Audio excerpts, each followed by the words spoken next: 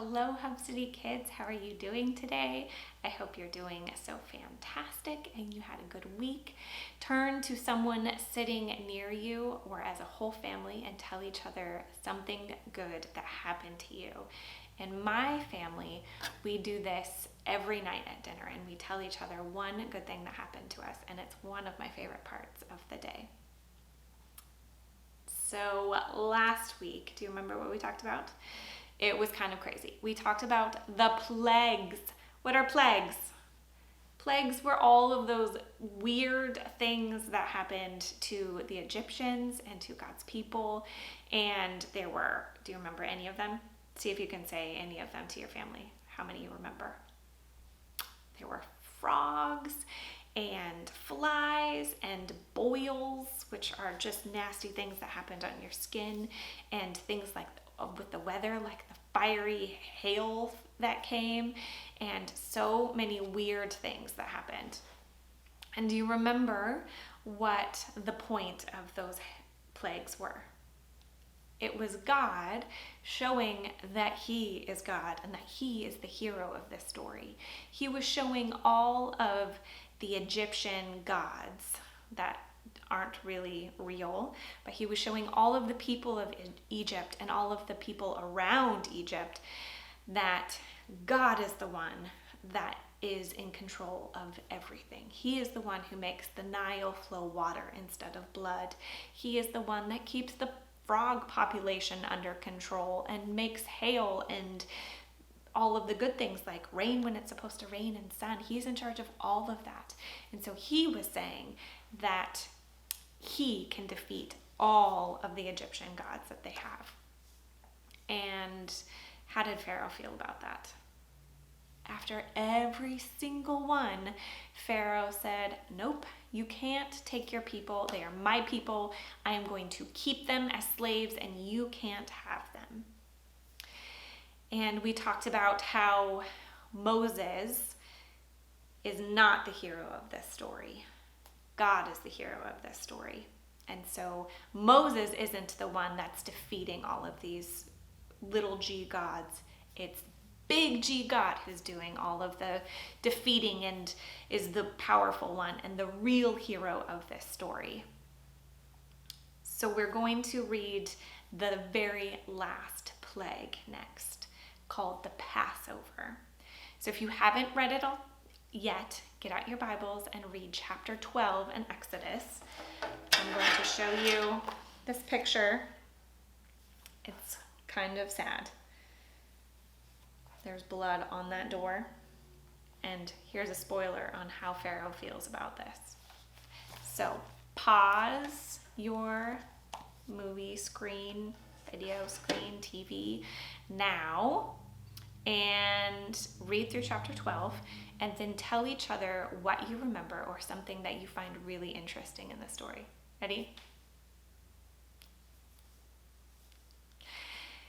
So what did you find interesting in chapter 12? I find it really interesting that God had used this event, this plague. He says from the very beginning, you are going to set this time aside and make it an important holiday that you celebrate over and over and over again, which is so interesting to me. He doesn't say that you need to remember the frogs and every time you see a frog, remember what I did to the Egyptians. No, He takes this specific plague and He has instructions, some pretty specific instructions on how they're going to use this to remember what God did for them.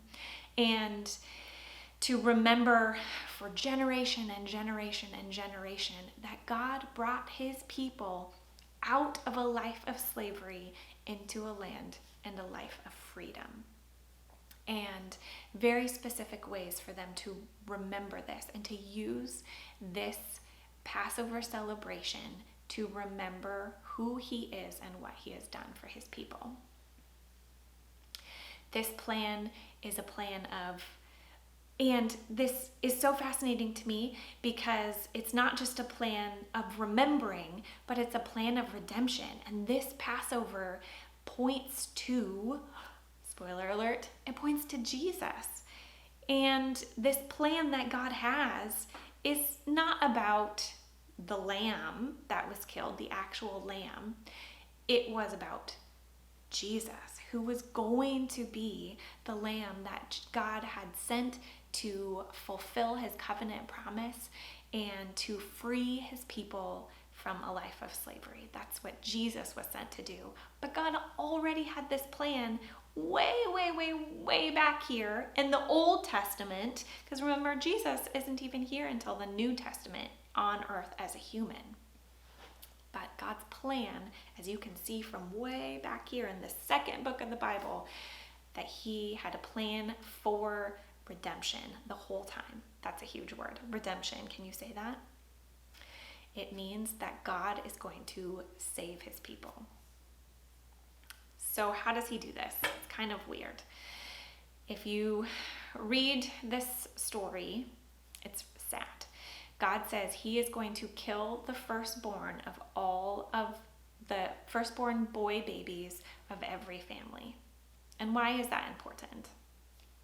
One, we talked about before that the firstborn is a very important person in a family in this time, because the firstborn boy was the one that carried on the name. They got to inherit, after a father died, all of the land and all of the property and everything would go to the firstborn son. And we see in the Bible that's a really big deal. And we know that descendants, we talked about Abraham and how important descendants were, and we see all the genealogies of that, all of the fathers, those are the genealogies, right? Your bloodline, your descendants are very, very important in the culture at this time. So not only would it just be absolutely heartbreaking to lose your firstborn child, or any child, to lose your firstborn son was a really, really, really big deal. This is also a moment of some justice, that Egypt and the Pharaoh, they were killing all of the Israelites' boy babies. Do you remember that from the very beginning of the book? And so this is some justice here of God saying, you did this to us, and now we get to do this to you if you don't listen to my words. And that's a really important thing. God told this plan to everybody, and he left the choice to listen to that plan and to follow his instructions to everybody. So there's a really good chance that some Egyptians listened and their firstborn babies were saved because they believed. But when they weren't obeying and when they didn't believe, there were really sad consequences. So Moses said to find a lamb, a perfect, wonderful lamb, and they had to kill it and sacrifice it, and then spread the blood of that lamb on the doorpost of their house. And the angel of death would come, and if there was the blood on the doorframe, the angel would just fly on past, and everyone in that house would be safe. But if you didn't, and you didn't listen to God's instructions, then you would lose your firstborn son. So what do you think happened to Pharaoh's firstborn son? Pharaoh did not listen, and so his son died. And that made Pharaoh so sad and so angry that he said, fine, finally, I get it, go. I don't want anything else happening in my house, in my country, in my kingdom. You leave right away. And so God's people packed up all of their things and they left. And a fun little way to celebrate this and remember is they did not have enough time before they left to make bread with yeast in it. If you've ever made anything with yeast, maybe that's a fun thing for you to do this week, is it takes time for that bread to rise. And so it's kind of the difference between a cracker, which is flat and hard, and a loaf of bread that's fluffy, because the yeast makes it fluffy. And they didn't have enough time to make it rise, so they always had crackers, which is why for communion, a lot of places have something like crackers. It's a way of remembering that Passover lamb. So why do you think a lamb, what does that symbolize? Why is that important? Do you remember way back in Genesis, Abraham, and we talked about the blood path? How was that covenant made between Adam and God? Do you remember? It was pretty bloody, hence the name blood path. Abraham took a bunch of perfect animals and he cut them in half. And the idea behind it, this was the covenant made between people during that time, that the two people who were making a covenant together, a promise together, would walk through the blood path together. And it was a reminder that if either one of those people did not keep that covenant, then they would end up like those animals, bloody and dead. Their life would be forfeit. So that was the covenant. And what did God do? He walked through it himself. He said, Abraham, I am going to fill this promise, and you are just going to sleep through it, and you're going to fail miserably, but instead of taking your life, I am taking the full covenant on my own. And so this story, this Passover story, and that story, and we see it again, Abraham and Isaac, where God asks Isaac to sacrifice his own son, and Abraham says yes, and then God saves Isaac at the last minute. These are stories way back from Genesis that point us to Jesus, that Jesus is the firstborn son that is going to die to save all of us. He is that perfect, spotless lamb who is the punishment. He's taking all of the punishment for all us not fulfilling our end of the covenant. Jesus didn't fail us.